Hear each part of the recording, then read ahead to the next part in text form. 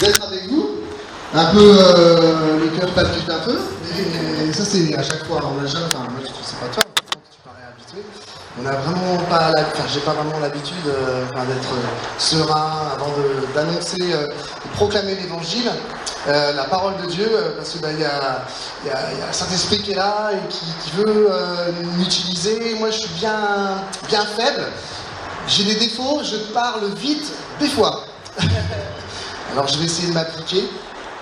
Parce que ce matin, c'est quelque chose d'important qu'on va voir ensemble. C'est une des bases en fait de la vie chrétienne et de notre statut qu'on a en Jésus-Christ. Est-ce que ça va? Oui. Tout le monde m'entend, c'est bon. Et enfin, en fait, nous avons tous une identité personnelle. Cette identité nous a construits. Par exemple, si vous me demandez, décris-toi, je vais vous dire, je suis Nicolas. Ça ne changera jamais. Je vais m'appeler toujours Nicolas. J'ai 41 ans, ça change tous les ans. Et puis je vais vous décrire, en fait, en fonction peut-être de mon vécu. Vous allez peut-être vous décrire en fonction de votre fonction sociale, de votre fonction familiale. Vous allez vous décrire peut-être avec vos qualités, peut-être avec vos défauts. C'est ce qu'on me demande des fois dans les entretiens d'embauche. Dites-moi votre défaut, monsieur. Une fois j'avais dit un défaut, ils m'ont dit ah bon, c'est un défaut? Ah ouais, c'était quand même un défaut. Mais eux, pour eux, bon. Bref, il y a plusieurs choses en fait qui font de vous êtes une identité. Si vous avez eu un père, si vous avez eu des parents, si vous avez eu des difficultés étant jeune, vous avez grandi avec des blessures, vous avez grandi sans blessures, vous avez un état physique et vous avez un état en fait moral, vous avez tout un état. Qui je suis, vous savez qui vous êtes. Et d'autres, en vous regardant, peuvent dire lui ou elle est comme ça, il est comme ça. Quand vous demandez à quelqu'un, décris-moi cette personne là-bas, ah oui, alors lui c'est ça et ça. Chacun, en fait, on a une identité qu'on connaît. Mais sachez que aussi, devant Dieu, nous avons un état. Nous sommes devant ses yeux, il nous voit comme nous sommes. Il nous aime comme nous sommes, mais il nous voit comme nous sommes. Et comment Dieu nous voit? Et ça va être assez cash. On va prendre dans Romains 3,23. Tous sont péchés et sont privés de la gloire de Dieu. Oh, c'est pour ça que c'est jamais évident de prêcher. On n'est pas là pour caresser le dos. Tous sont péchés et sont privés de la gloire de Dieu. On est privés de la gloire de Dieu, de la présence de Dieu. Le Dieu créateur, le Dieu plein d'amour, le Dieu unique qui nous a tant aimés, qui a pensé à nous créer à son image, qui veut une relation avec nous, eh bien aujourd'hui il nous voit comme ça. Pourquoi? Alors on va remonter des milliers d'années avant. Je vais vous faire assez rapide. Au temps du jardin d'Éden, où Dieu nous a créés justement, où Dieu a créé Adam et Dieu a créé Ève. Et il a voulu cela parce que c'est pas un Dieu solitaire, notre Dieu. Notre Dieu est un Dieu de communication, bien plus que communication, et un Dieu d'intimité, de relation. Il veut une relation, ne pas être seul. D'ailleurs, on dit Dieu, il y a la Trinité, il y a Jésus, il y a le Père, il y a le Fils. Déjà, entre eux, ils sont pas seuls. Il est Dieu, il n'y a qu'un Dieu, mais voilà, il y a déjà une relation. Et il a voulu une relation avec l'homme, il a voulu une relation avec l'homme, et Adam était créé à son image. Il avait une relation personnelle, et il y avait une confiance, il y avait une intimité, il y avait un amour que enfin Dieu pouvait parler à quelqu'un et cette autre personne lui parlait. Et il y avait quelque chose vraiment de formidable dans cette relation. Une relation de confiance, il lui a donné des responsabilités, parce qu'il n'a pas fait l'homme comme un zombie, il n'a pas fait, c'est-à-dire un homme comme un robot, il a fait un homme avec des responsabilités, avec des choix. C'est pour ça aussi qu'il a créé ce fameux arbre de la connaissance du bien et du mal, ce fameux arbre qu'il a dit tu ne le toucheras pas. Parce qu'il voulait aussi que l'homme ait son propre choix. Et malheureusement, l'arbre du fruit défendu, eh bien, l'homme un jour a été séduit par l'ennemi de Dieu, Satan le diable, Et je crois que la prédication la semaine dernière de Vincent a assez dépeint ce que fait l'œuvre du diable, parce qu'il existe, autant Dieu existe que le diable existe. Et le diable il cherche à détruire toutes les créations de Dieu. Il cherche à détruire toute la relation aussi que Dieu pouvait avoir avec l'homme, que Dieu veut avoir avec l'homme, et que l'homme veut aussi avoir avec Dieu. Et voilà, il a séduit l'homme pour que l'homme mange de ce fruit défendu. Et à partir du moment où l'homme a pris cette décision de manger ce fruit défendu, c'était pour l'homme de dire, eh bien, je fais mon choix. C'est plus le choix de mon père, c'est plus le choix de mon créateur, c'est plus le choix de Dieu, mais c'est mon choix. Oui, je prends le fruit et je connaîtrai le bien et le mal. Et à partir de là, eh bien, on sait la suite. Eh bien, l'homme a été chassé. Mais croyez-moi que Dieu l'a fait à contre-cœur. Ça a été comme l'expression, je vais la dire, un poignard dans le dos. Et Dieu a été séparé totalement, parce qu'en désobéissant, le péché eh bien, est entré dans le monde. Par Adam et Ève, le péché, leur désobéissance, le péché est entré dans le monde, et par le péché aussi, la mort. Avant, il n'y avait pas de mort. Avant, l'homme était parfait, puisqu'il était à l'image de Dieu. L'homme et la femme. La femme aussi était parfaite. Ok. J'entends pas beaucoup les femmes. Ah merde. Et l'homme aussi était parfait. Il y avait cette relation vraiment formidable. Mais à cause de cela, le péché est entré dans le monde. Et toutes les générations qui sont venues après, eh bien, le péché habite en chaque être humain. Même les innocents, même les petits bébés, même les enfants, même ceux qui n'ont rien à se reprocher, ceux qui n'ont jamais tué, ceux qui n'ont jamais volé, ceux qui n'ont jamais fait de grosses bêtises, ils sont pécheurs, autant eux, autant que les autres, qui sont, c'est flagrant des fois, dans leurs actes, qui sont certains en prison, tout le monde est pécheur. Et notre état devant Dieu est un état où Dieu nous voit pécheurs. Et Dieu ne se plaît pas, ne s'est pas plu à cela. Et l'homme a toujours eu besoin d'une relation avec un être supérieur. Vous allez, même encore aujourd'hui, il y a des tribus, il y a des peuples qui n'ont jamais entendu parler de Dieu, et leur cœur, eh bien, recherche à un vide et recherche une relation avec un Dieu. Alors ils font des rites, ils font des choses, parce qu'en fait en eux, il manque quelque chose. Et ce matin, peut-être que toi, t'es pas dans une tribu, mais il te manque quelque chose dans ton cœur. T'as un vide et pourtant, t'as tout ce qu'il faut. T'as tout ce qu'il faut dans ta vie, mais t'as peut-être un vide dans ton cœur. Et ce vide, moi je vais te dire, c'est cette relation qui te manque avec Dieu le Père. Parce que Dieu, non seulement il est le créateur de toutes choses, on l'a chanté, il fit le ciel, la terre, les océans, hop, il les tient au creux de sa main, même vraiment le petit creux. Hein. C'est un Dieu infiniment grand, mais c'est un Dieu d'amour. Et cette relation ce vide qui te manque, et cette relation que Dieu veut avec toi.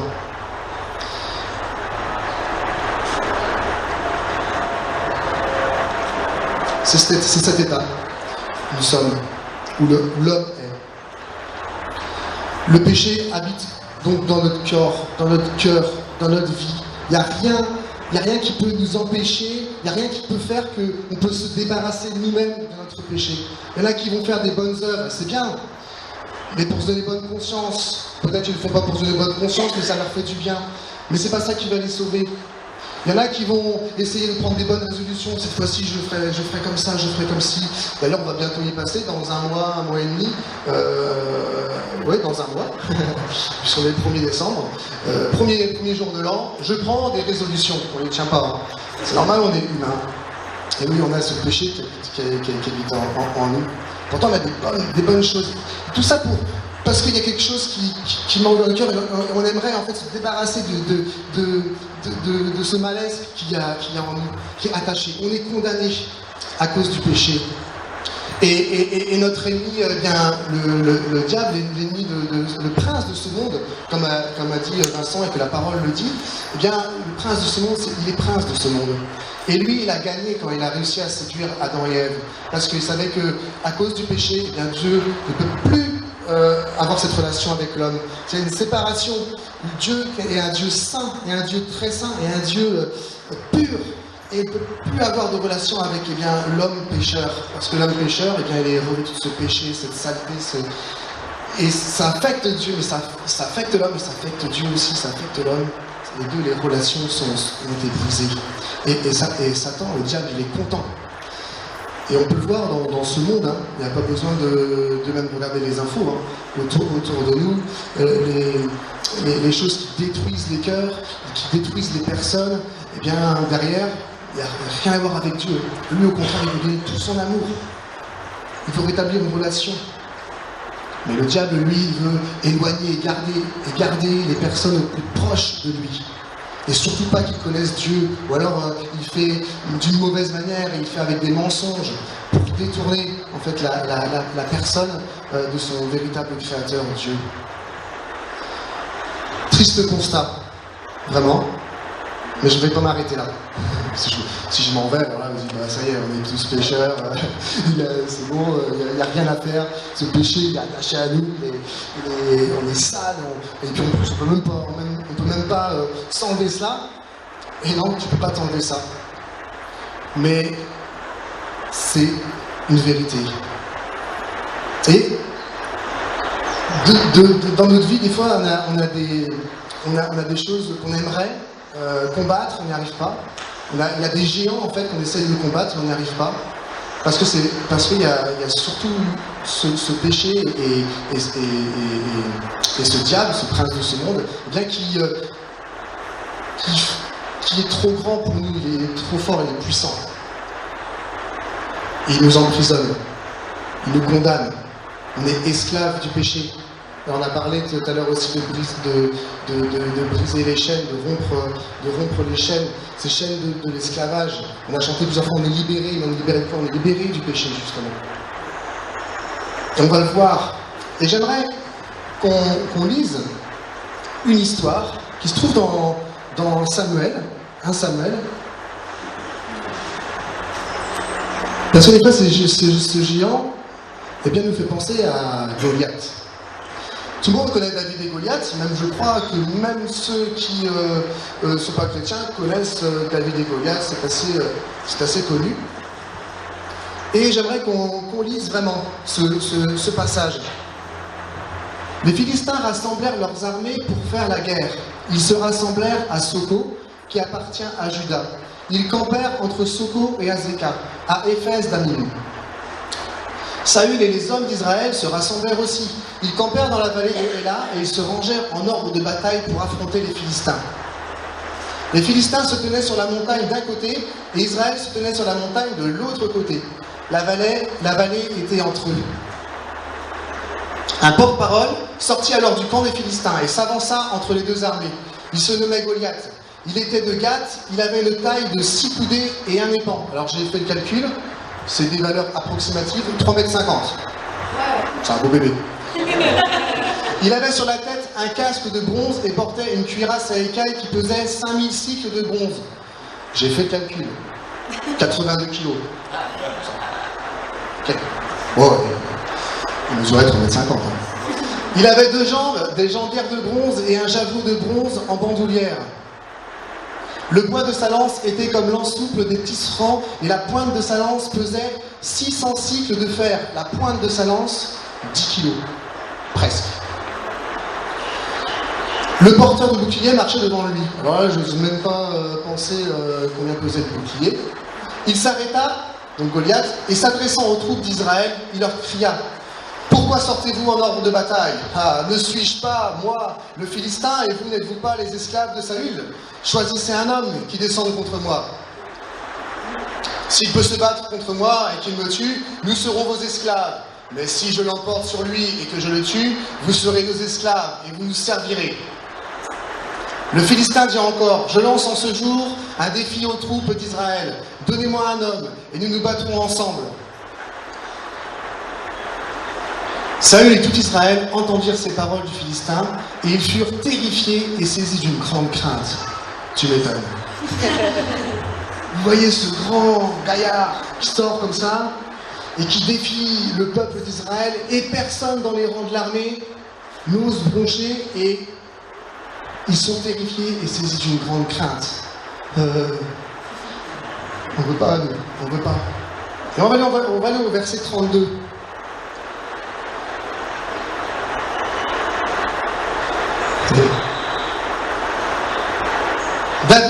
David dit à Saül que personne ne se décourage à cause de ce Philistin.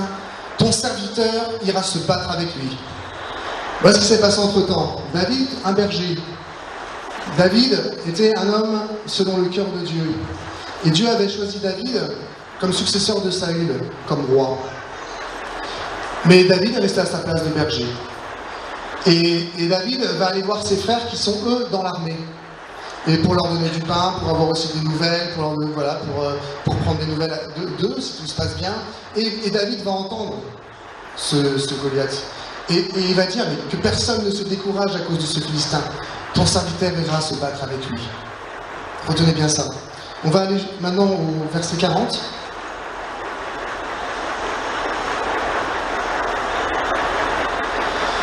Donc David prit en main son bâton, choisit 5 pierres polies du torrent et les mit dans sa gibecière de berger et dans sa poche. Puis sa fronde à la main, il s'avança contre le Philistin.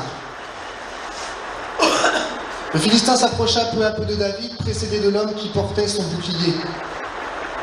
Le Philistin regarda, et lorsqu'il aperçut David, il le méprisa, ne voyant en lui qu'un jeune homme roux et de belle apparence. Le Philistin dit à David, « Suis-je un chien pour que tu viennes contre moi avec des bâtons ?»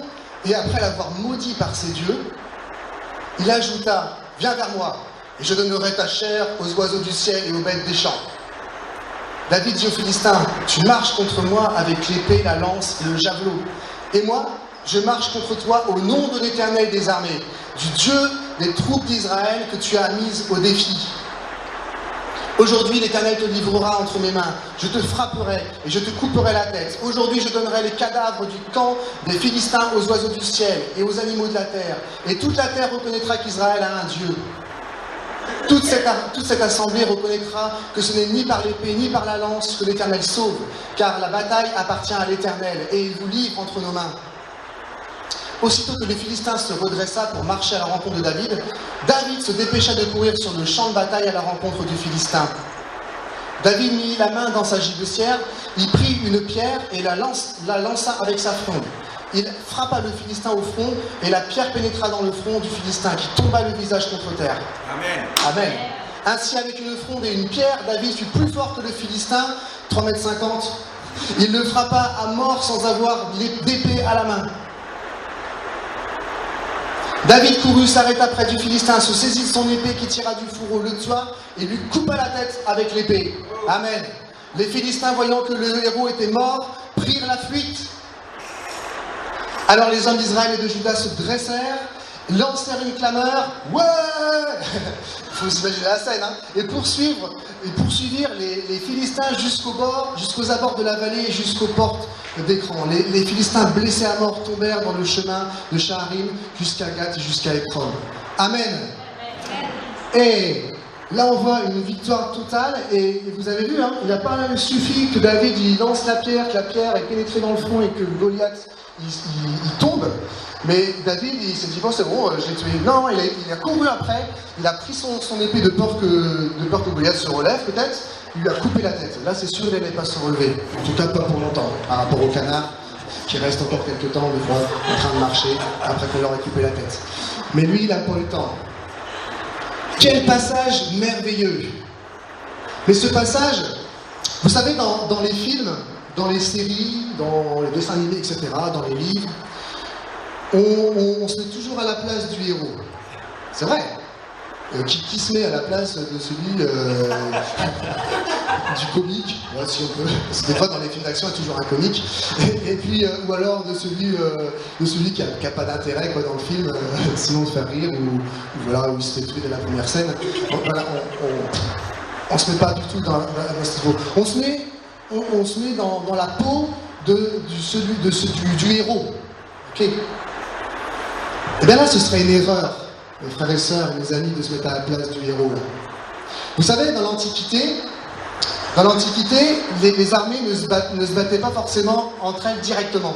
Ils choisissaient un héros de chez eux, et l'autre armée choisissait un héros, et ensemble ils se battaient, et celui qui gagnait, c'est ce que Goliath a déclaré, eh bien il était vainqueur, celui qui gagnait, et non seulement vainqueur, mais il faisait gagner tout le peuple. Tout le peuple était vainqueur, parce que lui, il était vainqueur. Ça arrive encore aujourd'hui. Hein. Souvenez-vous, 2018, 98, la Coupe du Monde. Et quand on a gagné, d'ailleurs je viens de le dire, on dit on a gagné, et pas les footballeurs ils ont gagné. On a ce titre de champion du monde de football en 2010, et encore en 2019, parce que c'est tous les 4 ans. Donc pendant 4 ans, voilà, vous allez aller dans différents pays, ils vont vous dire mais, vous êtes qui? Je suis français. Ah, les champions du monde de football. Eh ouais, on est vainqueur parce que l'équipe de France a gagné le match, a gagné la Coupe du Monde. Eh bien là, c'est un peu la même chose.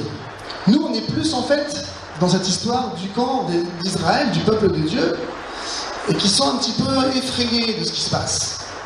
Quand on remonte à ce que je viens de dire tout à l'heure, où on essaie de se battre avec nous-mêmes pour qu'on aille mieux, de se battre avec nous-mêmes pour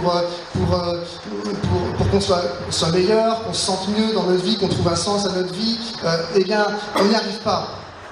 Mais j'ai une bonne nouvelle pour vous, parce que dans le camp adverse, Satan était là, mais dans l'autre camp, le Dieu était là, Jésus est là, Jésus est venu. Et c'est en fait David là, c'est une préfigure, on appelle ça une préfigure de Christ. Il y a plusieurs personnages bibliques avant Jésus, dans l'Ancien Testament, qui préfigurent Christ, qui dans certains moments, dans certains passages, montrent que prophétiquement ce que Christ va faire. Et là, c'est le cas. David, là, c'est Jésus. Et Jésus est venu. Et il est venu pour sauver le monde. Il est venu pour nous débarrasser de ce au quoi on ne pouvait pas se débarrasser. Du péché qui nous attache, qui est là en nous. Et on ne pouvait pas de nous-mêmes nous en débarrasser. Mais Jésus est venu. Et dans 1 Jean 4,14, il nous est dit, nous avons connu que le Père a envoyé le Fils comme sauveur du monde. Jésus est le sauveur du monde. Jésus est celui, et comme David, qui a battu le Goliath. Et Jésus est celui qui a non seulement porté nos péchés, mais qui nous a libérés de notre péché, libérés de la mort. Jésus est venu piétiner le diable et a vaincu Satan. Et Satan le sait. Sachez que le diable le sait. C'est pour ça que de plus en plus, le monde, le mal est appelé bien, le bien est appelé mal. De plus en plus, les valeurs sont inversées, parce que lui, il veut garder encore un maximum de personnes pour pas qu'ils connaissent Christ, pour encore les faire souffrir. Attention, je ne veux pas être pessimiste, hein, mais c'est énorme quand même ce qui se passe en ce moment. Jésus est venu comme sauveur du monde. On va lire dans Romains 3, le verset que je vous ai lu au début, 3,23, parce qu'il y a une suite à ce verset. 3,23-24. Car il n'y a plus de distinction, nous tous ont péché sont privés de la gloire de Dieu. Mais regardez, le verset se termine par là, il y avait un point virgule. 24, vas-y. Oui, vas-y.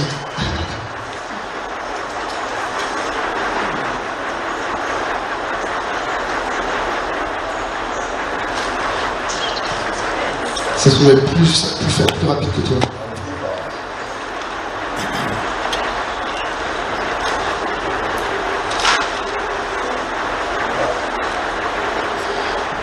Et ils sont gratuitement justifiés par sa grâce, par le moyen de la rédemption qui est en Christ Jésus. Amen. Ça veut dire quoi ça? Ça veut dire quoi? Ça veut dire que tous sont pécheurs et sont privés de la gloire de Dieu. Mais par l'action de Jésus, qui est venu racheter notre vie et a enlevé le péché, la rédemption, c'est un acte de rachat d'un esclave. Quand il y avait des personnes qui étaient esclaves, on les rachetait, quelqu'un les rachetait avec de l'argent pour qu'ils soient libres. Et Jésus est venu racheter ton âme qui était dans ce monde et qui est plein de péchés et pris excusez-moi des images, mais c'est fort comme ça, c'est vrai, dans les griffes de l'adversaire, Satan. Et en ce verset, alors notre vie est rachetée et Jésus nous a rachetés pour nous libérer, pour qu'on soit libre, libre de vivre, libre de nouveau et avoir cette relation avec le Père, retrouver cette relation avec le Père. Romains 5, 12.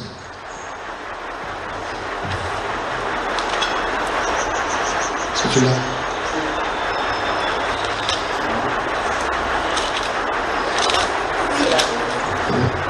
C'est pourquoi de même que par un seul homme le péché est entré dans le monde, là il est question d'Adam, et par là, le péché la mort, et qu'ainsi la mort a passé sur tous les hommes, parce que tous sont péchés, il fait référence à Romains 3.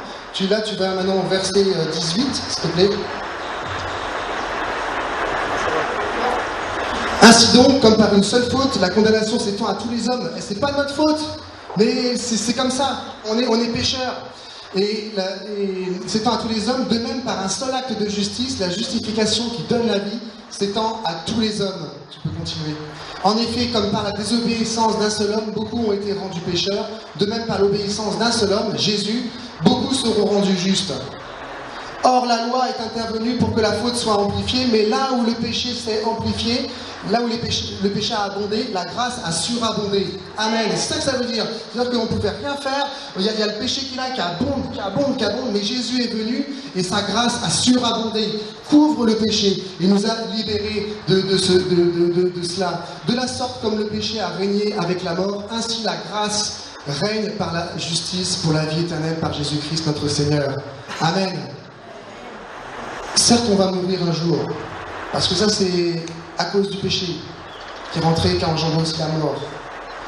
Mais pour nous, chrétiens, pour toi, mon ami, qui veut se donner à Christ ce matin, eh bien, la mort deviendra un passage, simplement, pour rejoindre notre Père, pour rejoindre celui qui a pris nos fautes à la croix, et qui est mort à la croix. Il a pris tous nos péchés. C'est pour ça que le Père, à un moment donné, n'a pas pu regarder Jésus. Il s'est retiré, parce que Jésus est péché. Jésus était péché, il a porté tous les péchés. Il s'est fait pécher. Et Jésus est mort. Mais la Bible nous dit que la mort n'a pu le retenir. Impossible de retenir Jésus. Jésus est resté 3 jours dans la mort, et il est ressuscité. Amen. Et il vit pour toujours. Et il a vaincu la mort. Et par son acte, eh bien, toi aussi, qui se tourne à Christ en lui, ton état, eh bien, est ressuscité avec lui. Tu étais mort avec le péché qui engendre la mort, et en Christ, eh bien, tu es ressuscité avec lui, et tu vis éternellement. Amen. Avec lui, quelle grâce que tu es en Jésus, que nous sommes en Jésus. Romains 6, 8, 11. Or, si nous sommes morts avec Christ, nous croyons que nous vivrons aussi avec lui. Oui, c'est ce que je vous ai dit. Et Romains 8, 1, 2, ça j'aime beaucoup ce verset. Il n'y a donc maintenant aucune condamnation pour ceux qui sont en Jésus-Christ, qui marchent selon la chair, mais non selon l'esprit. En effet, la loi de l'esprit de vie en Christ Jésus m'a libéré de la loi du péché et de la mort. Jésus nous a libérés de la loi du péché, Jésus nous a libérés de la mort. Il n'y a plus de condamnation pour toi, mon frère, ma soeur. Est-ce que tu en es conscient? Est-ce que pour toi, c'est vrai, peut-être dimanche après dimanche, tu entends des choses, tu vis des choses, etc. Mais tu n'as pas conscience de ton état devant Dieu. Parce que ton état devant Dieu, ce n'est plus, tu es pécheur et tu as une séparation de relation avec lui. Mais grâce à Jésus, maintenant, tu as retrouvé cette relation avec lui. Grâce à Jésus, tu n'es plus pécheur, tu n'es plus mort, tu ne vas plus à la mort, sauf la mort physique, évidemment, ok, mais c'est qu'un passage et tu vis éternellement en Jésus. Tu renais de nouveau, et c'est la Bible qui nous dit, tu renais de nouveau, il faut que tu renaisses de nouveau. Dimanche dernier, nous avons vécu des baptêmes, c'était formidable, c'est un temps fort que nous avons vécu, et le baptême, c'est ça, c'est je plonge dans l'eau, c'est pour dire je suis mort à moi-même, mort à mes péchés, et quand je reviens, eh bien, je suis eh bien, libéré du péché, libéré de la mort. Je rentre dans une famille, je rentre dans le peuple de Dieu, et grâce à Jésus, alors je peux courir vers l'ennemi, et j'ai la victoire en Jésus. Amen. Comme David a eu la victoire, après le peuple il s'est précipité sur les ennemis, et ils ont eu la victoire jusqu'au dernier. Amen. Ah là là, c'est bon ça. Alors où on est à présent? Où es-tu, mon frère, ma soeur, à présent? Ton état spirituel? Eh bien, avant, il était sous l'autorité du diable, du prince de ce monde. Et ça, on n'est pour rien, c'est comme ça. Mais aujourd'hui, j'aimerais qu'on lise le Colossiens 1, 13, 14.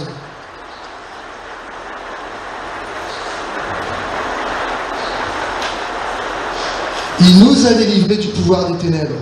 Il nous a transportés dans le royaume de son Fils bien-aimé, en qui nous avons la rédemption, le pardon des péchés. Amen. Quel verset! C'est-à-dire qu'on était enracinés dans quelque chose qu'on ne pouvait pas nous-mêmes se déraciner. Il utilise en fait l'image, toi qui aimes bien les plantes, Monique, il utilise l'image de la plante, il nous a arrachés du monde du prince de ce monde, du monde de ténèbres. Et Dieu, le roi des rois, le Seigneur des seigneurs, qui a un royaume, il nous a transplantés, c'est même le mot de transporter, c'est transplanter dans son royaume à l'abri de Satan. Et on est rayonnant de sa gloire, on est en permanence dans sa gloire. Voilà notre état spirituel devant Dieu aujourd'hui, mes frères et mes sœurs.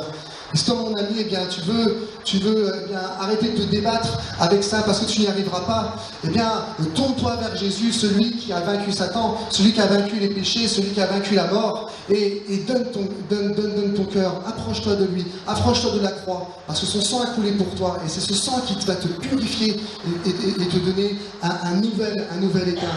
2 Corinthiens 5,17 nous dit, eh bien, si quelqu'un est en Christ, il est une nouvelle créature. Les choses anciennes sont passées, voici toutes choses sont devenues nouvelles. Tout ce qui est passé, c'est passé. Il nous a arrachés à notre ancienne vie et il nous transplante, il nous transporte dans sa présence. Et là, nous sommes héritiers du royaume avec Jésus. Nous avons la vie éternelle avec Jésus. Nous avons toutes les richesses que le Père a données à Jésus. Eh bien, le Père nous les donne, nous les partage. On a de nouveau cette intimité, cette relation avec Dieu, ce qu'on cherchait depuis des années et des années. Eh bien, de nouveau, on peut recevoir, être fortifié. On est appelé fils de Dieu. On est des enfants de Dieu. Mes sœurs, faites pas la tête. Fils de Dieu, c'est vraiment un titre. C'est fils de Dieu. C'est fils de Dieu. Nous sommes fils de Dieu. Et avec Christ, on est frères. Notre Seigneur, notre Sauveur nous a arraché la mort. Amen. Et ça, c'est vraiment, je ne sais pas si j'avais vraiment ça à cœur, qu'on prenne conscience de notre état spirituel devant Dieu, de qui on est. Et vous savez, on est un peuple de vainqueurs. On est un peuple plus que vainqueur à cause de Jésus. Et toi, mon ami, viens vers celui qui peut changer ta vie. Oh, il va être respecté. Dieu, ça me plaît de dire ça, c'est un gentleman. Et il nous respecte, il ne force pas. Lui, il frappe à la porte. T'ouvres, c'est super, tu vas retrouver, t'ouvres la porte de ton cœur, il va instaurer une relation avec toi, il va souper avec toi, une intimité avec toi. Mais ouvre la porte de ton cœur, laisse-le entrer, il te respecte. Il ne change pas notre personnalité, il ne change pas notre identité. Il vient mettre quelque chose de nouveau en nous.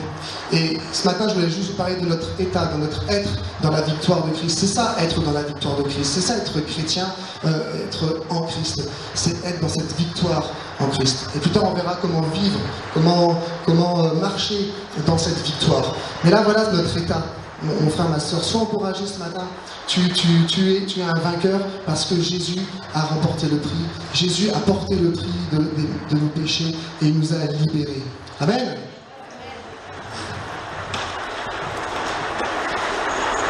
Ça va?